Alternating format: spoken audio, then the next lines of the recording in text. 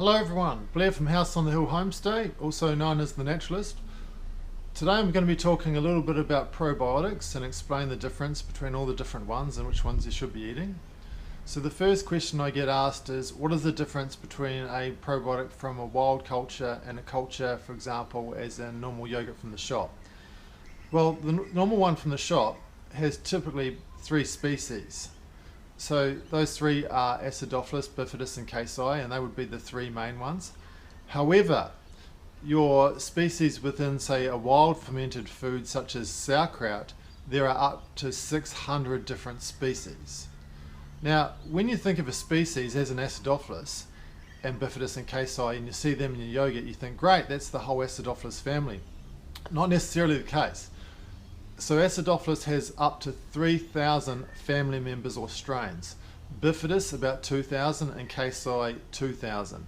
So when you are having those one species, Acidophilus, Bifidus and Casei of each, and 1 strain of each, you're actually getting 3 of the family out of a possible 7,000. Now the difference with, say, wild sauerkraut is you get the 600 different species or families, but within each strain you could find there is hundreds if not thousands.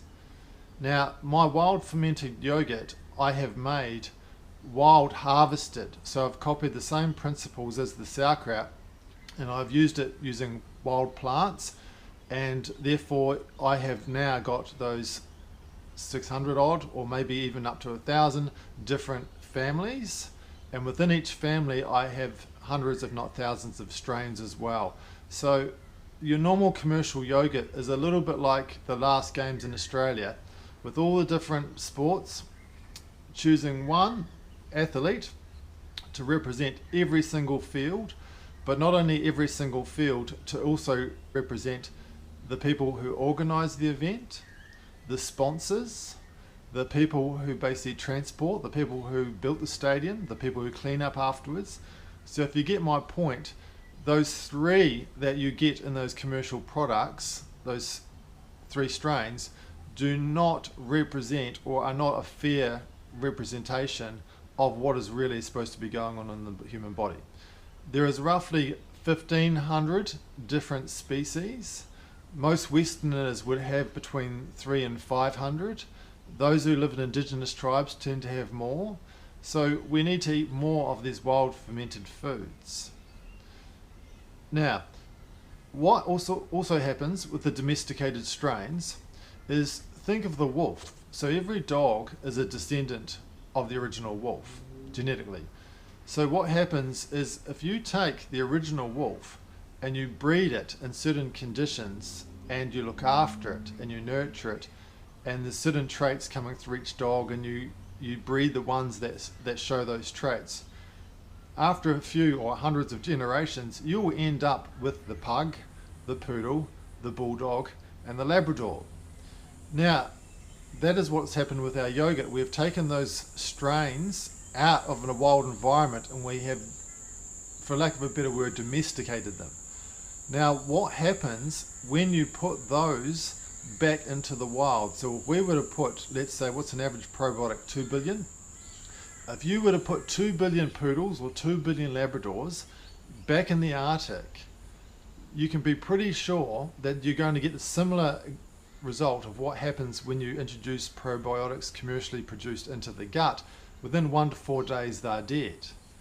Now the reason that is you've taken that domesticated strain and put it back into the wild environment, but it has been outside the wild environment for so long it cannot adapt back.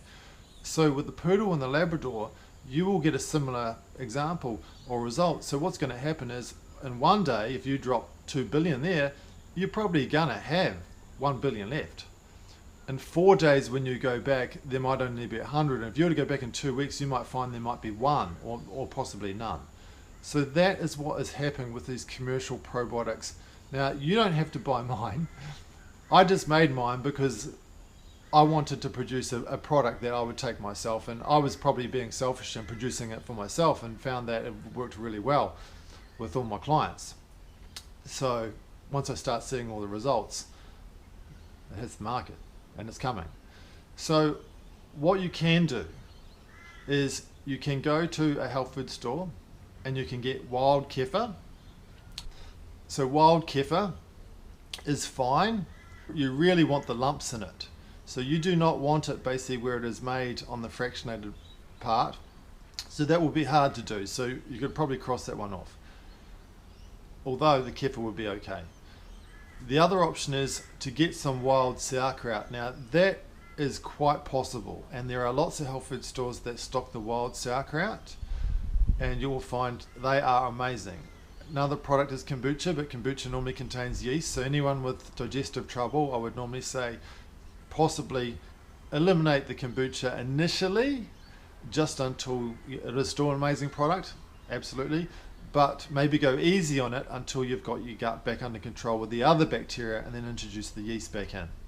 So if you are lucky enough to live on the coast, I am starting commercial production of this yogurt. I do teach how to do it in fermenting workshops, and also for those of you who do not eat dairy products, I have an alternative and it is amazing. I make a probiotic ginger beer based on the same principle as the sauerkraut and my wild yogurt. I use fermented plants to give me a culture, and then I use the water, the sea salt, and the ginger, and a natural sweetener.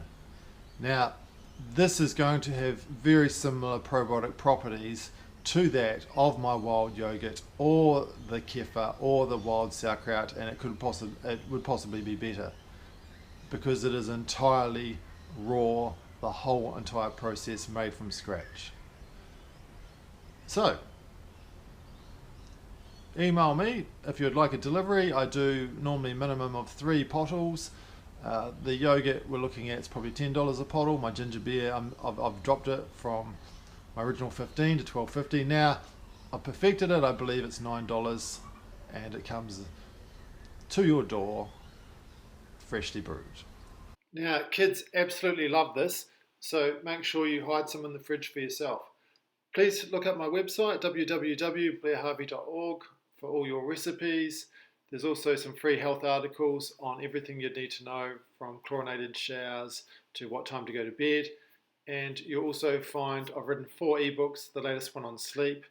So thanks everyone, I hope you enjoyed it. Make sure you comment, and we'll see you soon.